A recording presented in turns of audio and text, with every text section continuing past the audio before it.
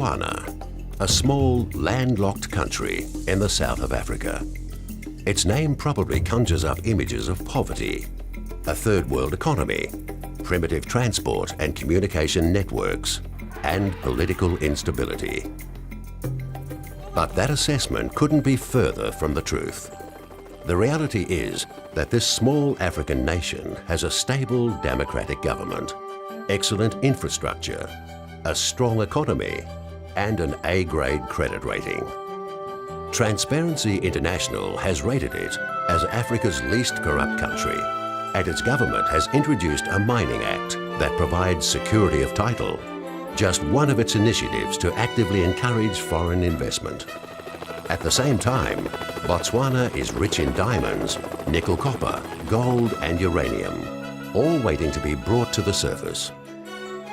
ACAP Resources, an Australian-owned company situated in Melbourne, is convinced that Botswana offers huge potential to investors and is offering them the opportunity to share in its ongoing exploration success. It has the experience and expertise to determine the extent of Botswana's resources and to investigate the feasibility of developing them. ACAP is listed on both the Australian and Botswana stock exchanges and has recently raised 5 million Australian dollars to invest across its holdings in Botswana, China and Australia. Currently, however, it is Botswana that is the focus of its activities. It's here that the exploration is showing promising signs. An in-depth evaluation of earlier findings indicated that there could be significant large-scale nickel-copper deposits at Maberley North. ACAP is confident that it offers an attractive exploration target and is moving on with further drilling to investigate the entire belt. Should this exploration prove successful, the tenement is only 50 kilometres away from a nickel smelter owned by BCL at Salibi-Pikwi. But it's uranium that has made ACAP's investment in Botswana and Mokabesi in particular stand out. ACAP has the most extensive uranium exploration portfolio in Botswana.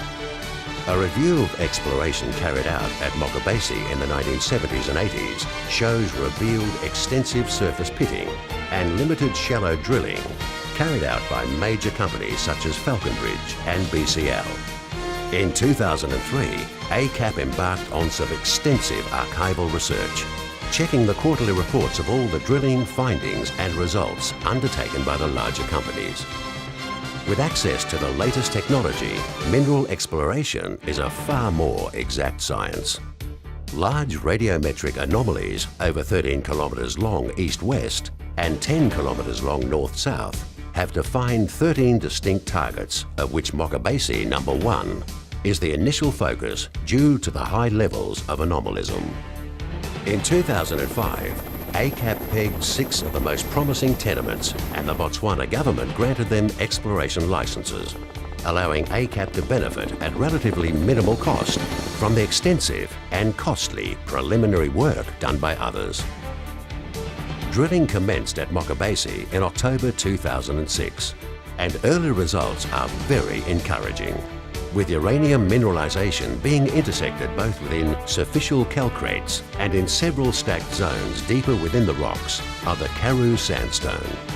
After a long time in the doldrums, the selling price for uranium has grown from a low US $8 per pound only a few years ago to more than $60 US per pound today. As the demand for sustainable energy increases, together with growing fears of global warming, perceptions and attitudes towards uranium are changing. Currently, 16% of the electricity supplied worldwide comes from nuclear power, supplied by over 440 power plants. In France, over 80% of power used is being sourced from the nuclear industry. In addition, China has announced plans to build 28 new nuclear reactors, and India 24. Shortly, Japan, Russia and South Korea are also expected to announce similar plans.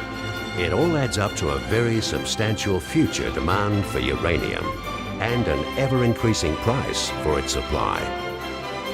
It's an exciting time for ACAP. For investors, it's an opportunity to share in ACAP's future. It's optimism for finding significant deposits of nickel, gold and uranium. And it's future exploration successes.